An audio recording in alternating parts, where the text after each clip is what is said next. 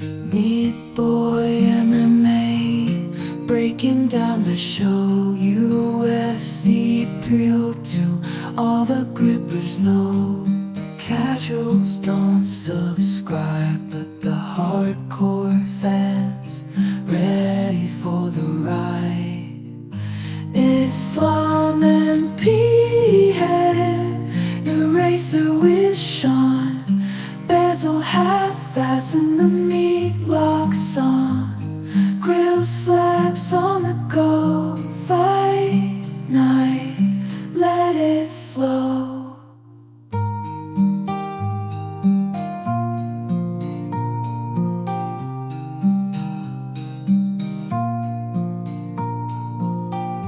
Away night, let it flow. What makes us us is something that's being contained by this meat shell. Let's go, meatheads. 174, episode 174. It is Meat Boy. We'll jump straight into it, Meat. And if you're new here, Meat Boy MMA. If you are an OG meathead, appreciate you always grilling and chilling with us. If you're trying to roll out and not take these free locks, then smash dislike and bail. But nonetheless, Meat Boy, let's get this going because last week you absolutely killed it. 6-0 for you at the Scrappy Apex card. Your boy went 4-2. Not much to recap. I mean, the card was a little bit scrappy, to put it mildly, but another easy free meat lock for the boys. Themba Gorimbo came through against Ramiz Brahimaj. Easy light work decision, exactly how we called it. So, any thoughts on Themba Gorimbo, and what'd you think about the meat lock from last week? Yeah, no, MEATLOCK, obviously a lock of meat for the boys. Hopefully you guys all cashed. But no, it was a good bout, good fight. Um, you know, uh, it kind of is what it is right before you get a banger like this weekend. Yeah, exactly. It was what it was, and it may not have even been the most enthralling performance from Themba Gorimbo, but as we thought, he was just too big, too strong, too well-rounded, and used actually a grappling-heavy attack in that one against Ramiz to get us back on track. And we needed that one, Meat Boy. We had a couple stinkers of some snoozers, and it's good to be back on track with the Themba meat lock. Another easy meat lock is this week, so you already touched on it, Meat Boy. This card is absolutely stacked. UFC 302. You trying to just jump right into it? Yeah, absolutely. Let's jump right into it. Starting with a MEATLOCK. Nothing but another meat. Yeah, be in the moment because this is another absolute meat lock, and it's a guy that you have been riding for a long time, and he's main training partners with Joe Pyfer, Petrosky, Ruzi Boev, all those killers out in Philly, and it's Basil Haffez, who made his debut not too long ago, 5 days notice essentially against Jack Della Maddalena, and a lot of people thought that he won that fight against Jack Della. I personally thought that Jack maybe just inched it out, and that's how the judges saw it, but nonetheless, it was hard not to be impressed with what Basil Haffaz did in that fight, as basically like a plus 700 dog against an undefeated Jack Della. So we think he's an absolute lock in this one against Mickey Gall, who is a guy who at this point has been hanging around for almost a decade, and his record is 6-5 in the UFC, but he's lost 3 of 4. Got slept most recently by Mike Malott, and by most recently, it was over 2 years ago. So despite being fairly I just think like being in the moment, like in anything, is like that. You know what I mean? It's a form of We expressing spend a lot of yourself. time not in the moment. You know? It looks like against an absolutely hungry killer like Basil. So we like Basil Haffaz as the meat lock this week. What are your thoughts on this fight versus Mickey Gall? Is it going to be early and often and a finish for Basil in this one, or how do you see the meat lock playing out? Yeah, this is an interesting one because Mickey Gall is a solid grappler. I would say not the best, but he's solid. That's what his specialty is. But Half-Ass is top tier. I mean, he's a second degree black belt in jiu-jitsu. So this is going to be a very sad mauling for Mickey Gall. Mickey Gall's only chance is zero chance because this is a meat lock, and I think there's a reason why the odds are what they are for Half-Ass not even having a real fight until now. So people are pretty hype on him versus that Jack Della made a 5-minute notice fight that he had where he won in my opinion, but got the L somehow. But yeah, I think he's gonna either submit him, or I think Haffez will actually TKO ground and pound. Mickey Gall's been, on the pods, not really training. I mean, he didn't look good even when he was training. I think we saw the best of Mickey Gall when, he beat Sage Northcutt, or, he beat, the WWE guy. But I think this is the end of Mickey Gall and maybe BKFC. Yeah, I mean CM Punk again, one of his brilliant wins, the WWE guy that you referenced, and you would hate to ignore his debut win when he took out Mike Jackson, who is a camera guy. So that beautiful stuff from Mickey Gall, but it has been rough recently. And anytime we saw him against anyone with a decent skill level, he's been getting smoked. Right? Diego Sanchez absolutely smoked him. Mike Perry smoked him. Alex Morono, Mike Malott. So we think Basil Haffez. I don't know quite yet what his ceiling is, but as far as being a fighter who's better than CM Punk, better than Mike Jackson, better than Jordan Williams, that should be the easiest lock for sure. So I agree with you when you said that Mickey Gall's only chance is no chance, and we don't like the odds, obviously, minus 350, never great, but it's just a free lock. We'll keep it simple, throw down 175 to net us 50, so no need to break the bank on this one, but as far as an easy 99th meat lock is concerned, Basil Haffez should absolutely walk through Mickey Gall, whether it's on the feet, whether he decides to grapple and get that ground and pound TKO like you alluded to. I think he will have the advantages anywhere this fight goes. And when it's a guy in Mickey Gall who might be 1 foot out and perhaps has his eyes on BKFC, then this should be easy light work for Basil Haffez. So if we're taking Basil, Meatlock, obviously, is it a first round finish? Any chance this fight goes over 1.5? Where does Basil win? What's your final prediction? I don't think it's gonna go past the second round. Maybe it goes past the first. But I honestly think that it's gonna be a submission on the ground or a TKO ground and pound. I don't see how this is gonna go the distance. That would blow my mind.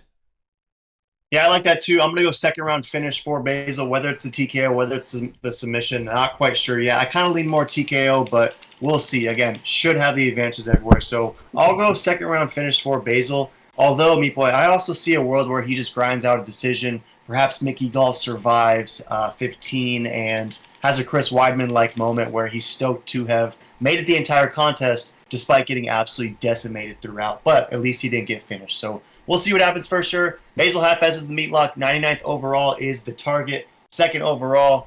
Any last thoughts on the meat? No, another meat lock nonetheless. RIP Mickey Gall. It's nice seeing you back, but we'll see you in 5 years or maybe never. Yeah, RIP Mickey Gall for sure. And right on, me boy Rose, over to the next one. This one actually is kind of a fun fight. It's Jake Matthews, the Celtic Kid, taking on Phil Rowe, the Fresh Prince, who is 10-4. He's 3-2 in the UFC and is a plus 130 dog with a lot of traction. I've been seeing a lot of people, a lot of sharp pickers out there saying that Phil Rowe, as a dog, might get this one done against Jake Matthews. But Jake Matthews is pretty much an OG at this point, which is crazy because we saw Jake Matthews when he was a teenager come into the UFC, and almost like Chase Hooper, it took a little while, but has gotten better and better, and now we've been watching him for almost a decade now. So to me, it makes sense that he's a minus 155 favorite. He's a guy who's been in there with a lot of tough dudes, fought Lee the Leech, beat Lee the Leech, has a loss to Sean Brady, lost to Michael Morales most recently. But Jake Matthews is a guy who seems to beat a lot of guys, but as soon as he touches that top 15, top 25 fringe is where things start to go sideways. And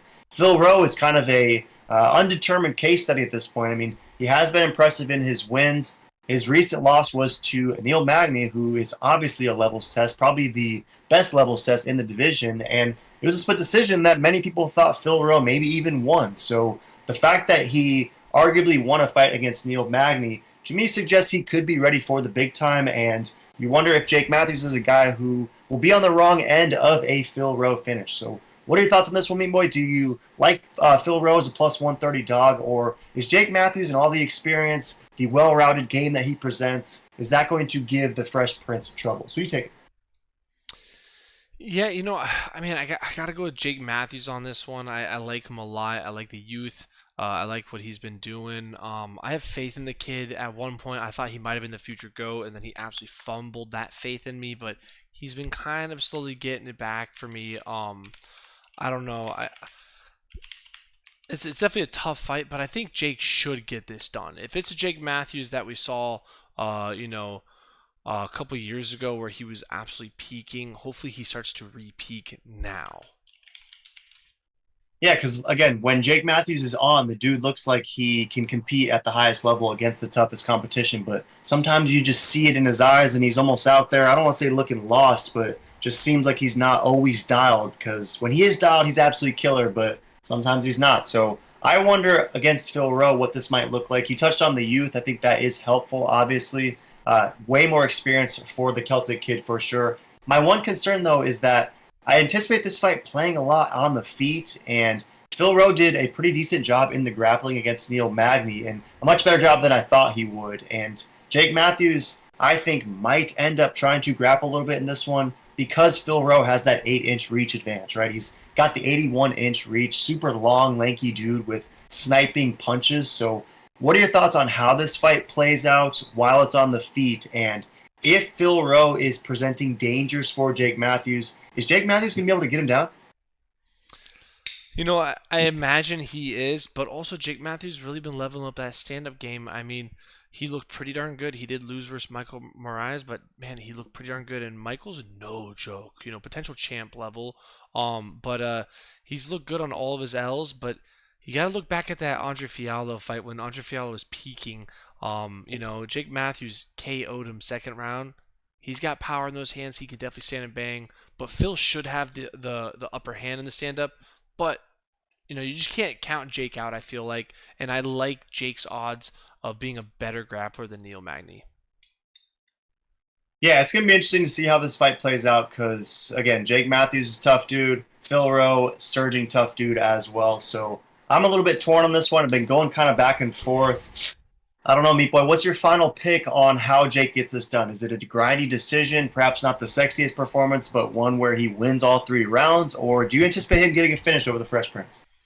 Yeah, I gotta imagine that Jake wins by decision. Um, I don't know. The KO would be wild, but maybe. I don't think I see a submission. You know, Phil Rowe's never lost a via submission. So I don't know. I don't think Jake's that guy to do it. But yeah, I think Jake will win by decision. I'll roll with you, Meat Boy. It's a reluctant pick because I think that the Fresh Prince has some serious life in this one. But Tapology is rolling Jake Matthews 59%. 41% is going with Phil Rowe, and it's basically beige on both sides. So they think a decision is most likely. So I'll take your word for me, boy. I'll go Celtic Kid by decision, but I see a world where maybe Phil Rowe wins this fight and maybe even wins it impressively and early. I worry that Jake Matthews runs into something stiff early, and Phil Rowe uses that length to his advantage. But officially, I'll roll with you. Celtic Kid by decision. Any last thoughts on this welterweight scrap? No, fun fight. Can't wait. Super pumped for it. And on to the next.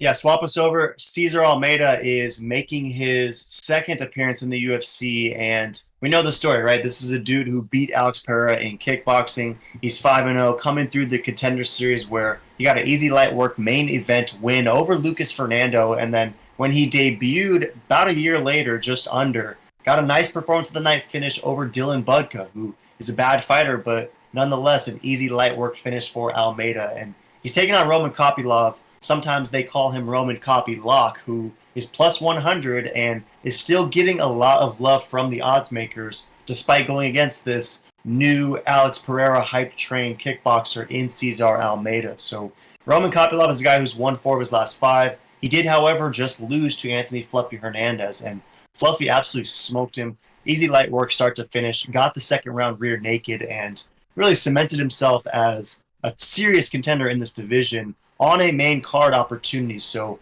this one's the prelim headliner, and I think it's a spot designed for Cesar Almeida to thrive. So what are your thoughts on this one, Meat Boy? Do you think that Kopylock is going to be too much of a well-rounded levels test and is going to absolutely run through Cesar Almeida, or is Almeida going to smoke Kopylock? Honestly, you know, people keep saying Kopylov's Kopylock, but Kopylov is a copy bum. He ain't no dude, he is not Alex Pereira. Oh wait, Alex Pereira lost to this guy. I just don't see how there's any way Roman wins unless he grapples, which He's not really a grappler, right? But I imagine his grappling should be better. Caesar just switched. He's very new in the game of MMA, and I don't think he's ever been tested. So if Roman wants an easy W, get him down to the ground and win. I'll be surprised if Caesar can stuff it like Pereira. He's kind of an anomaly where his defense of takedowns is actually pretty darn good. Like no one's been able to hold him down and smother him. So I kind of look at it. Maybe it's a 50-50. Maybe Almeida has that grappling experience, and we just don't know. But I got to imagine that Roman should have that upper hand. But Roman doesn't even do that. So I think Caesar's gonna win via KO first or second round. Yeah, I'm glad you capped it with that too, because yeah, the thinking is for the Kopylov backers, oh, he's just going to take Almeida down and just smoke him that way. But you don't get confused by the name. Roman Kopylov is a striker, right? This is a dude who gets all of his finishes in early rounds and rarely utilizes grappling in order to do so. And when he has gone against grapplers, or at least fighters that are more well-rounded in that department than he is, he's gotten smoked, right? He got subbed by Carl Roberson, aka the Thief, and Albert Duraev, who's a good wrestler, unanimous decisioned him, and then Anthony Hernandez was basically ragdolling him the whole time. So the narrative that Kopylov's just going to come in here and light work, take Cesar Almeida down, I think to me could be a little bit misguided, and perhaps it materialized, right? Maybe Cesar truly is that bad in the grappling. We haven't seen it just yet, but I gotta imagine he's coming in here with enough of a skill set to thwart a fighter like Kopylov, who primarily is usually trying to strike for sure. And it kind of reminds me of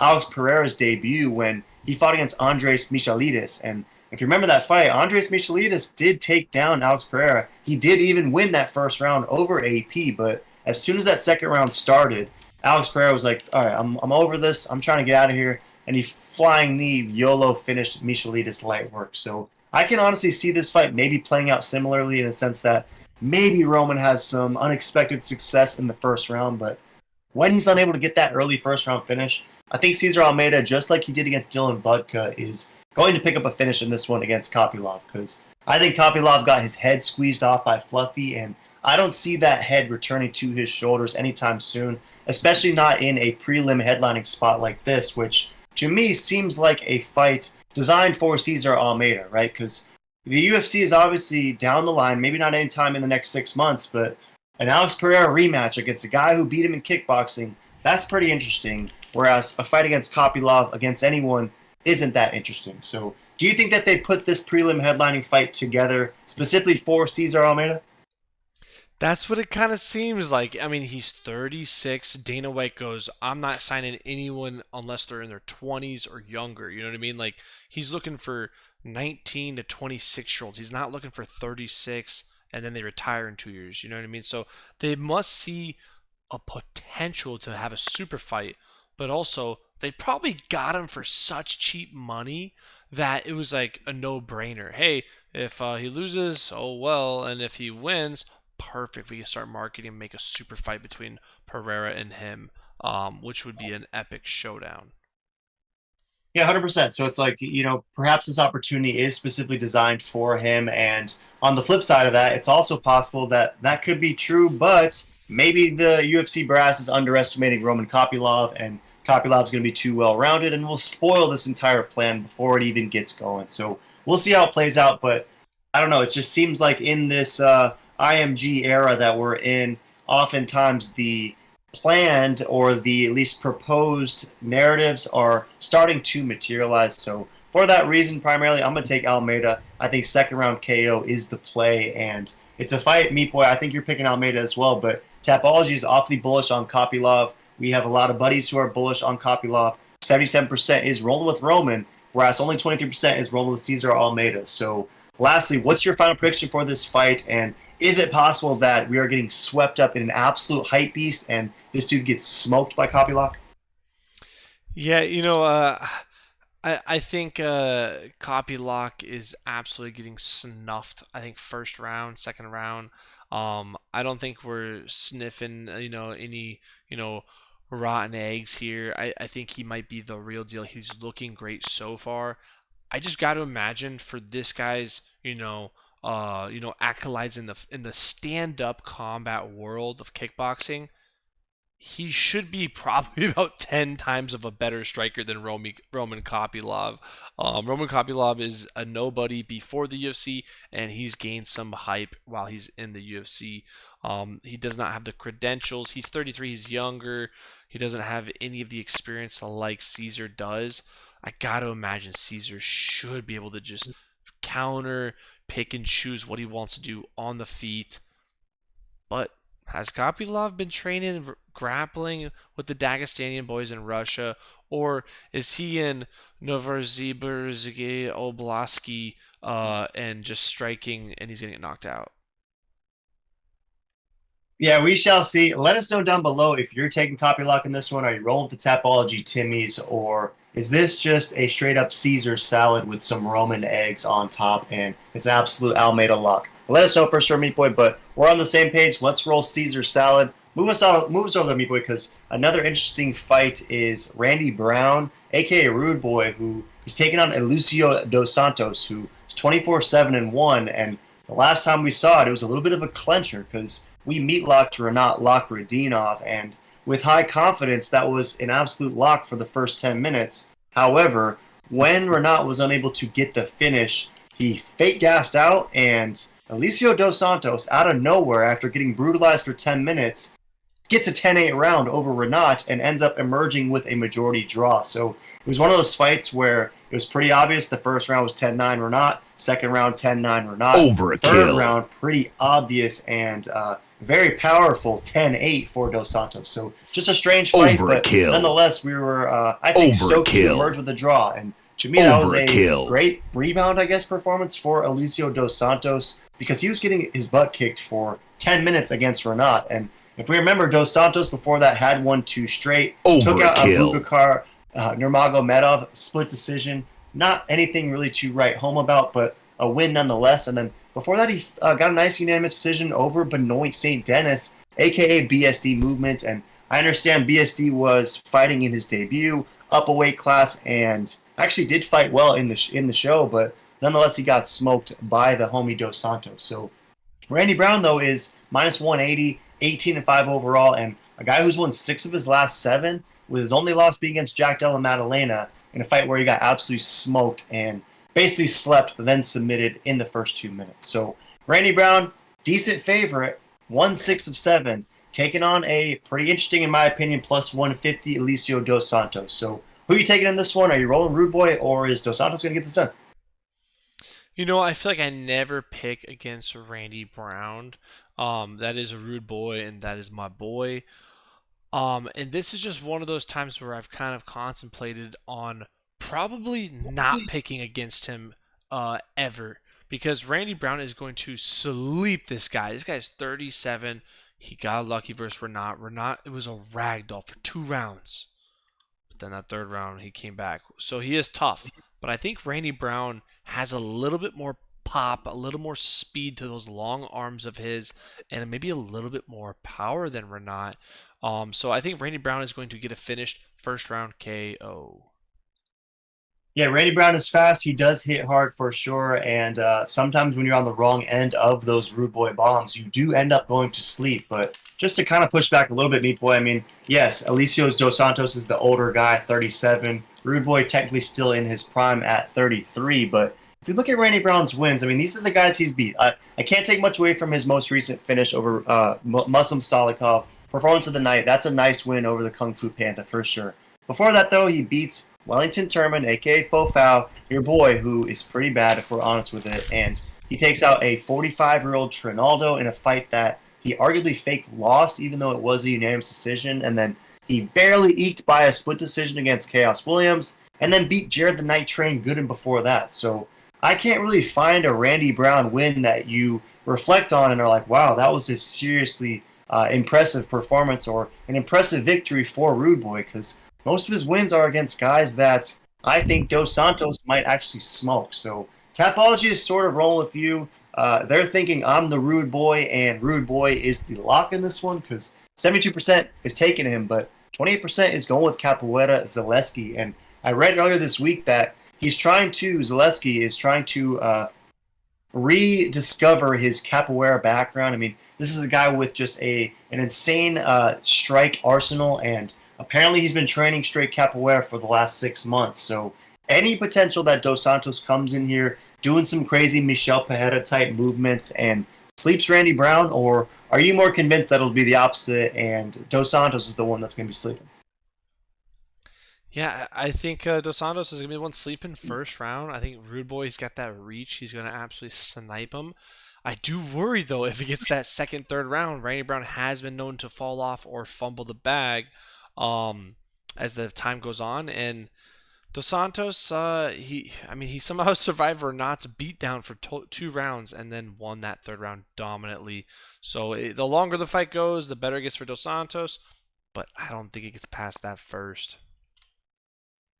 Yeah, it should be interesting for sure because I kind of agree with you. I think that it'll be most dangerous for Dos Santos in those early minutes, but I'm on the other side of Meat Boy in the sense that I think that Dos Santos will not only survive those early dangerous moments, but will find ways to thrive in the ones that follow because I think that Dos Santos might even pick up a TKO in this one. I see him maybe getting on the inside, going Mike Perry style, and finding a way to close the distance and nullify that reach advantage of Randy Brown. And if he does, I can see a club and sub opportunity or just a straight up sleeper TKO where Rude Boy is ultimately in for a rude awakening. So I'm taking Dos Santos. I'm going to take him by second or third round finish. I like him at plus 150, and I like Dos Santos to be a low key, better than a lot of people know, sleeper pick for this UFC 302 card. So am I tripping? Am I just missing the boat on this one, or is Capoeira, does he have life? There's always life in the game, but I think this one you're tripping.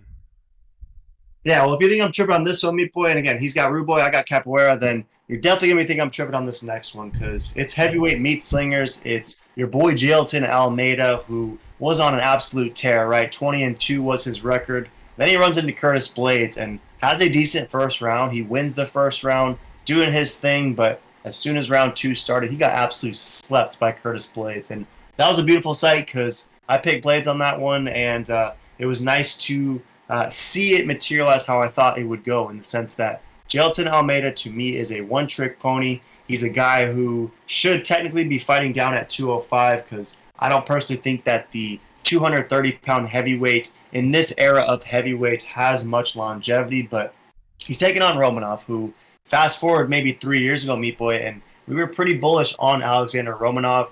The dude was on absolute tear. He was 5-0 in the UFC. He's 6-2 currently, though, because he sort of got fake exposed by, nonetheless, then our boy Marcin Tybura, who absolutely just put on a beautiful performance against Romanov and swept the rug from under him, essentially, because he was never really the same after that. He returned against Alexander Volkov in a fight where he was out of shape, unmotivated, didn't want to be there clearly, and quit within the first 150 seconds. But last time we saw Romanov was against Blagoy Ivanov, and it was almost a year ago to this point, but it was a nice win for Romanov just to showcase to himself that he is still a UFC fighter. He's still a guy who can pick up wins in the heavyweight division and had to have been huge for his confidence because the dude that we saw against Volkov was a guy who seemingly didn't want to be there. So in this one, Meat Boy, Jailton Almeida is about a minus 300 favorite. Romanov plus 240. Do you think that this is the opponent on a main card pay-per-view that Jailton needs to return to and will return to with success, or is Almeida just not that great and Romanov is rediscovering his sauce? Who you taking? Yeah, this is I feel like the battle of who is actually a true heavyweight fighter. I feel like Alex Romanov looked absolutely insane in the beginning of his career, and then it looked like he gained 500 pounds and didn't lift a muscle versus Marcin Tybura and Alexander Volkov. That was very embarrassing. But then he's bounced back versus Ivanov. So I don't know. He looked pretty good in that fight, so that's cool to see. King Kong, I used to think he was no joke. I kind of just think he's a joke now because I think Jailton Almeida, he's 6'4". Yeah, he will be the skinnier guy, but as we've seen, his power and his strength is insane. I mean, he took down Curtis Blades multiple times with ease. I just don't see. I don't think Curtis Blades and Romanov are in the same caliber of wrestling. I think Curtis Blades is light years above them, and Jalton made Curtis Blades look like an amateur. Um, Curtis obviously survived. He didn't get choked. He didn't get beat down really. He got that nice KO. Jalton shot in, and he just started throwing bombs while he was going in for that double leg. So you always got to watch out on these big boys. You go in for a double leg, you better make sure that dome is protected, because Jalton was winning that fight up until that moment. I think it'll be a similar thing, but Romanov does not hit like Blades, does not have striking like Blades. I think both these guys are really bad on their feet. So it should be pretty funny. They're both grapplers, both bad on the feet. It's just whoever's better. And I got to go with Almeida. And Almeida at least has been proven to go 5 rounds. Romanov has proven that he can eat 5 Big Macs. Yeah, it's true that the way they deal with the number 5 is a little bit different sometimes, for sure. And Romanov is a fighter that, I mean, if you think about Marcin Tybura, that was a 3-round fight, and he really was struggling that one. And another thing that's important to consider, and just wait till I tell you who I'm picking, but another thing that I think is fair to acknowledge is that this is kind of a short notice opportunity for Romanov, and you wonder if that will be helpful. Probably not, given that we've seen him come into fights unprepared before. But I just go back to the way that fight against Curtis Blades played out. And while, yes, Curtis Blades was getting taken down, he seemed pretty frustrated and almost shocked by the strength that Jalton was offering him. Jalton never really was able to do anything with it. And that fight against Curtis Blades, yes, you lauded him going 25 minutes. That was impressive. But that was similar. 5 takedowns, didn't do anything with it, just kind of sat on the homie Blades, or on the homie Derek Lewis. So I wonder if he's going to be gunning for a finish in this one against Romanov, and if he is unable to get that finish, is he able to win a light work decision across 15 minutes? Maybe he can. Tapology's awfully bullish on it for sure, but if you're taking Almeida Meat Boy at -300, do you think he picks up a finish in this one, or do you see Romanov finding a way to go 15 but losing unanimous? I think one of these guys are getting finished. Someone's getting knocked out or submitted. I just got to imagine that Jalton gets this done. If this goes to decision, I think both of these guys should be cut from the UFC, because that is just a joke. Both of them are just way too boring. It's just going to be a smother sesh. No real damage will happen. Both these guys' jobs, I feel like, are on the line because of that last performance versus Blades. Like you said, yeah, he dominated. He got the grapples. He got the control time, but he did nothing. It was more like, Almeida was trying to grab on for hope versus trying to get a finish or win, and then look where that got him. He got knocked out. So very interesting. It should be a fun fight, though. Hopefully it's a banger and not just an absolute snooze fest. I could see either one happening with these guys, either top heavyweight fight ever or top worst fight of all time. Should be funny, though. Yeah, I kind of lean the latter. I anticipate if Almeida does get this one done, I think it's probably one of the lamest fights we've ever seen in a while, but I don't think Almeida gets this one done, Meat Boy. I'm rolling with the slim minority, 10%, rolling with the King Kong backers. I think King Kong picks up a TKO in this one. I think Almeida is overrated. I think he gets smoked by King Kong, and I don't know how it happens, Meat Boy. Perhaps Jalton runs into something while they're on the feet. Maybe Jalton is out there trying to prove a point in this fight and realizing, wow, my grappling with out-finishing capabilities that I've shown in the last couple of fights, I'm not trying to do that. I want to stand and bang with King Kong, show the world that I'm not just a one-trick pony. And I think when he does do that, Meat Boy, Romanov's going to find a way to absolutely sleep him. So Jalton's getting slept, needs to go back down to 205. I know that I'm probably going to get flamed for this one, but I'm taking King Kong by finish. So am I tripping on that one? Yeah, this one you're definitely tripping on. The other one was a fake trip. This one's ultimate trip. Jalton's going to ragdoll him and show him that he is future champ of the heavyweight division. Yeah, let us know. Is he going to ragdoll Romanov, and is he future champ? I don't think so, but nonetheless, Meat Boy, swap us over. If you're still here, we got 3 more to break down, and appreciate you guys making it this far. Smash subscribe, give us a like, give us a dislike. Wherever you are feeling, we appreciate the engagement nonetheless. But this one's fun. It was essentially the last addition to this card, Meat Boy, and it always seems like, ooh, if the UFC is feeling one fight short of a fulfilled main event, just call Kevin Holland, because you know he will take any fight against any opponent, and that's one thing that you have to respect against Kevin Holland, because we saw that as part of his ethos from the very beginning, right? If we remember, he initially got his opportunity when Dana says, hey, call Big Mouth, as he called him at the time, see if he'll fight against Thiago Santos in a weight class above. And not only did he take the fight, but he made the whole distance, didn't get finished, and actually had some moments. So good stuff from Kevin Holland, and it's only really continued since then. But he is on a 2-fight skid, and if you dig even deeper, he's lost 4 of his last 6 fights. And while, yes, these are against the toughest guys in the division, right? Hamza, Wonderboy Thompson, Jack Della in a close split decision, and then most recently against Michael Venom Page. And to me, that was the one that I was the most surprised by. I thought Kevin Holland would get that one done, but MVP, similar to Wonderboy, just has that unique, mystifying style, and you could tell from the beginning that Kevin Holland didn't know how to deal with it. But he's taken on Michal Oleksiejczuk, who is a fighter I love to pick as a dog. I think that Michal Oleksiejczuk is perpetually slept on in the UFC, and we saw that recently against Chidi Njokuani when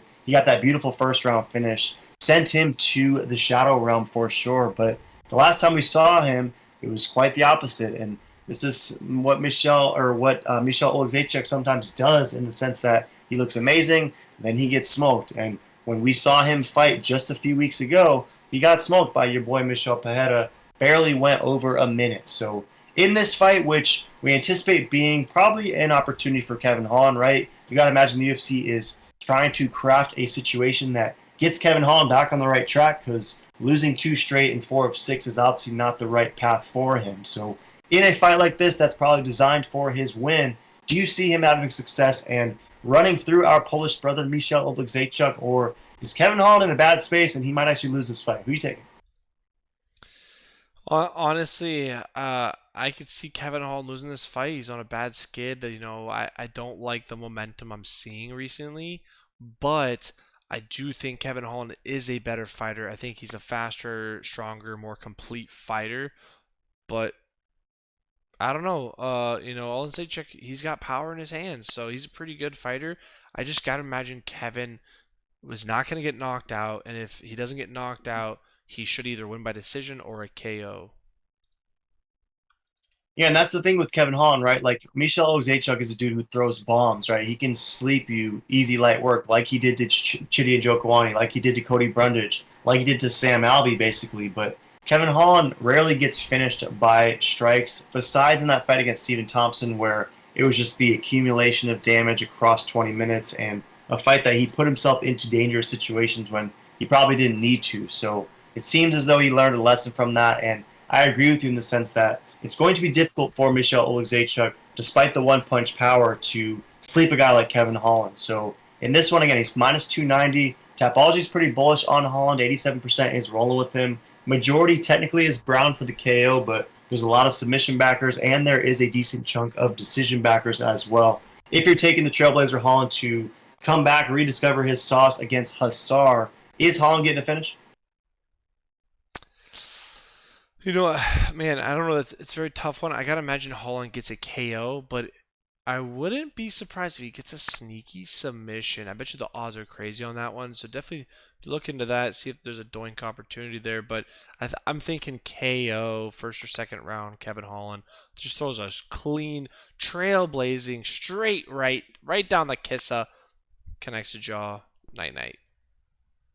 Yeah, I like that idea, and maybe he just lands a heavy strike, drops him, and then jumps on a sneaky submission, trying to get a quick early victory and an early payday for sure. Because Kevin Holland, we know, has some sneaky subs, right? I mean, that submission he picked up over Tim Means was sick, performance of the night, and they did the same thing with the Bravo choke performance of the night in the first round against Michael Chiesa as well. And those are two dudes who actually have a little bit of grappling as well. So Michal Oleksiejczuk, we know, is a guy who has 0 grappling. When he does lose, he usually gets subbed, right? Pereira subbed him, Kyle Bahalio subbed him, or sometimes he just gets unanimous ragdolled, and Jimmy Crude even submitted him back in the day too. So I like where your head's at, Meat Boy. I like Kevin Holland by submission, but I do think Kevin Holland picks up a finish in this one. I think he should pick up a finish in this one. I hope that his head is screwed on tight and he doesn't underestimate Hussar and somehow gets slept, but Trailblazer is the pick. I'll go second round submission. Any last thoughts on this one? No, this should be a fun fight, though. Nonetheless, co-main event. 2 to go, meat boy. It's the co-meat. It's a 5-round co-meat opportunity for Sean Strickland to get back on track because the guy was former champ, went into Ontario with his belt in January and left empty-handed. And yes, it was a split decision. Yes, many people thought Sean Strickland won the fight, myself included, Dana White included. He said he thought it was 2-2 going into round 5, and that Sean won the 5th. But nonetheless, the 3 judges in the house gave the victory and the belt to Dricus du Plessis, but Sean Strickland returns in this one in another 5-round fight, which I'm excited about, against Paulo Costa, who is a guy who's lost 3 of 4. He's 14-3 overall. He started 13-0, right? Went on an absolute tear at the beginning of his UFC career, picking up finish after finish against decent level of competition, and then ultimately getting one decision, which was a fight of the night decision over Yoel Romero in a fight that was back and forth, and truly a sick fight from both guys. But ever since then, he's lost 3 of 4. He got smoked by Izzy when he got his first championship opportunity. Lost to Vettori in a decision that was pretty light work for Marvin. And then the last time we saw him was just 3 months ago against Robert Whittaker when he again lost another decision. But in between there, he did pick up that nice decision over Luke Rockhold in a fight where Paulo Costa sort of looked like his old self. So is there any chance he can come in as a near 3-1 underdog and take out the former champ in Sean Strickland? Any chance Sean Strickland doesn't ever return to his peak and Dricus, despite it being a split decision, took his belt and his soul? Or what are your thoughts on this one, Meat Boy? Because I kind of think it's a Sean Strickland lock against the Eraser, but are you seeing this to be a closer fight than I'm thinking?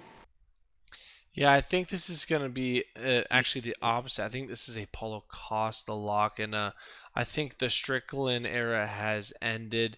The Eraser's secret juice is on the rise, and I just like where Paulo Costa's head's at. He's looking pretty darn good. Even in that Robert Whittaker fight, he was still in it.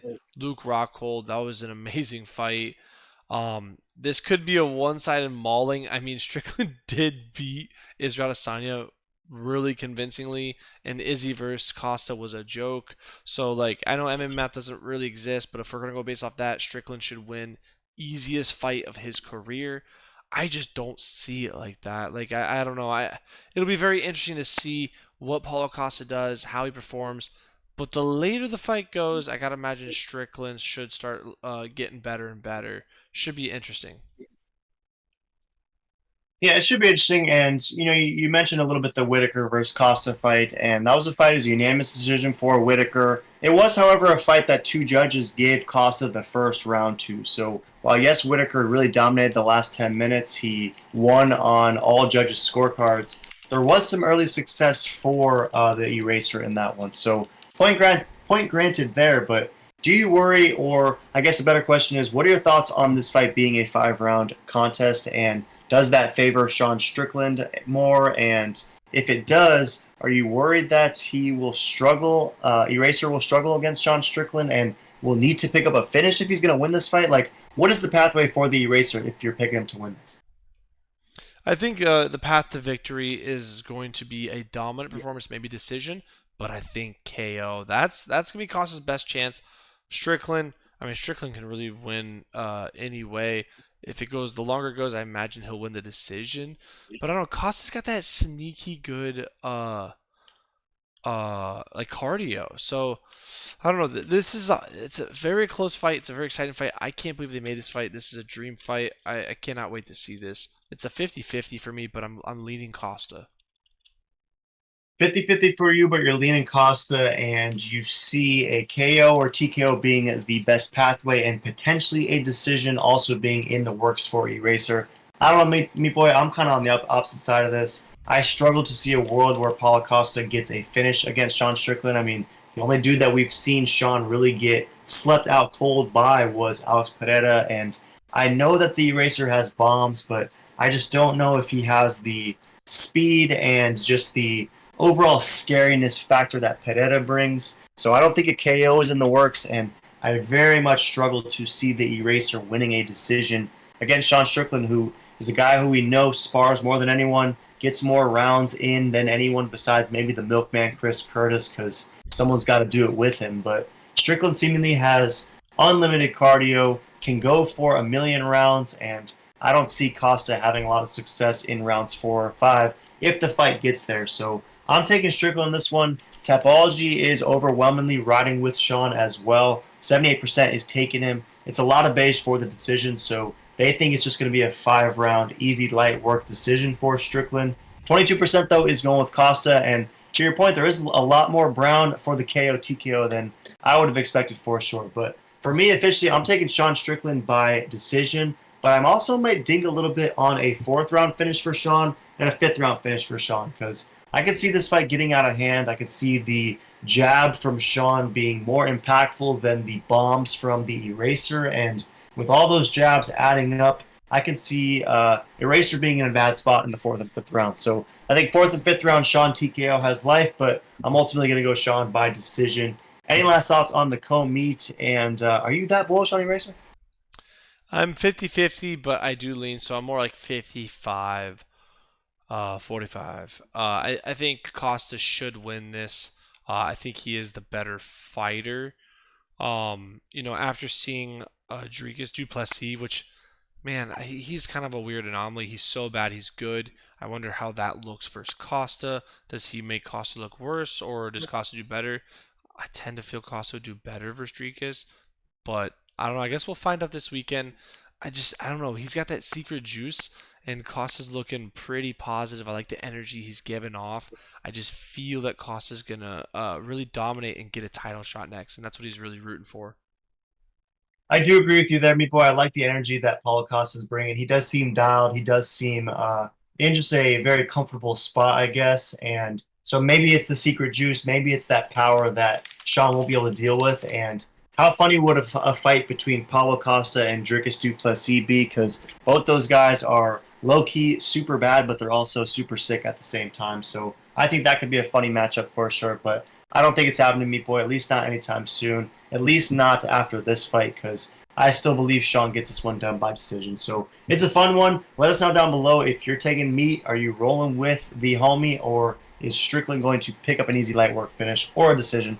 Let us know. Swap us over, Meat Boy. We got one to go. The fight that this card is built around, and the final, perhaps, opportunity for Dustin Poirier to get the long, elusive gold belt that he's been trying to get for the longest time, but always fumbles when given the opportunity. And in this one, he's taking on probably the toughest one he'll have to deal with in Islam, who is 25-1, a -675 favorite, and I think he opened closer to the 300, 400 range, and it is just ballooned. And obviously, it's probably going to keep moving that way, because it doesn't seem like while yes, it seems like all the fans are rooting for the diamond, the Vegas action is suggesting one-way traffic in favor of Makhachev. So in this one, does the win streak, does the belt remain in Mahashkala, or is Dustin Poirier going to seize the opportunity, come in against Islam like he did against Benoit a few months ago, and shock the world? Who you take?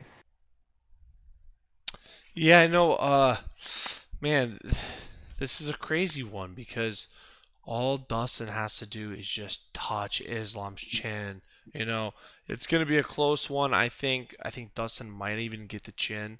But right when he gets the chin, he's going to go, oh no, I'm fighting Islam. And then Islam's going to grab 2 legs, smother him, recover from the hit, and choke him out like Dustin Poirier always loses. He's getting choked up by everyone. He's getting finished. This is going to be a sad sight to see, but I'm happy for Dustin. He's going to make a bag, and then he'll retire happily, and hopefully he ends it there. Islam is going to decimate him. The odds kind of speak for itself. Anyone that thinks otherwise is just a big, a fairy tale land wisher.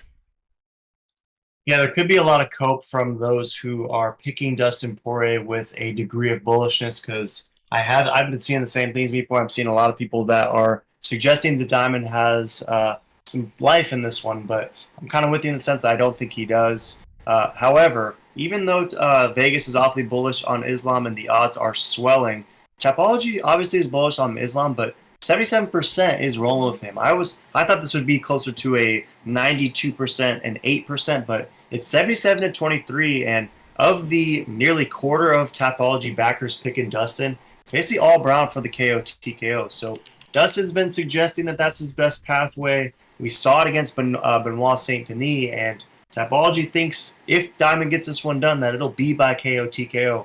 Do you agree that that's his best pathway, or do you think that perhaps Dustin Poirier harping on the fact if I touch him, he's going to sleep. I can knock him out. I can knock him out. Does that kind of suggest that he doesn't think he can win in other ways, or like what do you make of the Dustin KO narrative?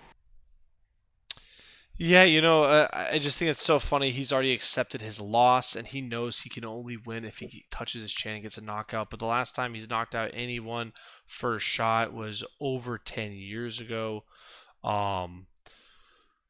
I don't know. It's just such a long shot. Hopefully maybe he gets it done. I just don't see any realm or any possibility. But also, people would say that about Nunes versus Pena. So anything is possible, but it is a 0.001% chance.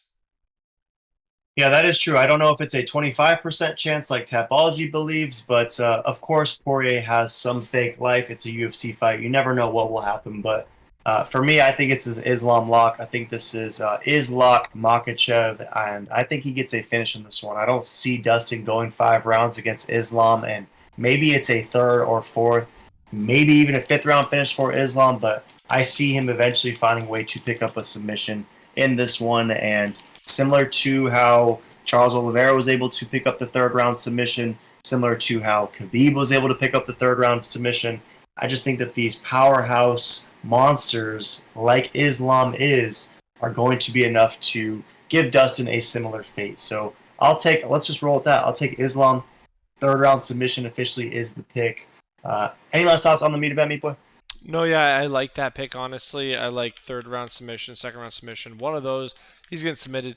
Wouldn't surprise me if it's the 1st round, though. But yeah, this should be a fun fight. This is a banger card. Happy to see a nice card after the last few. And hopefully Dana keeps them coming.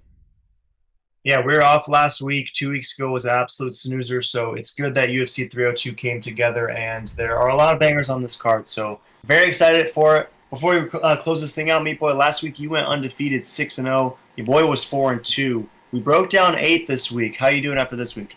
I think I'm going 6-2.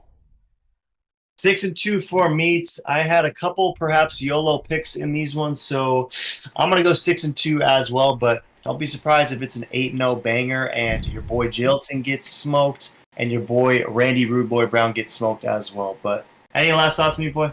No, it's a fun fight, fun card. I'm definitely going 6-2. Worst case, 8-0. Best case. Smash subscribe. Check out the other videos if you haven't, and turn the notifications so you don't miss another Meatlock and big breakdown like we've been doing.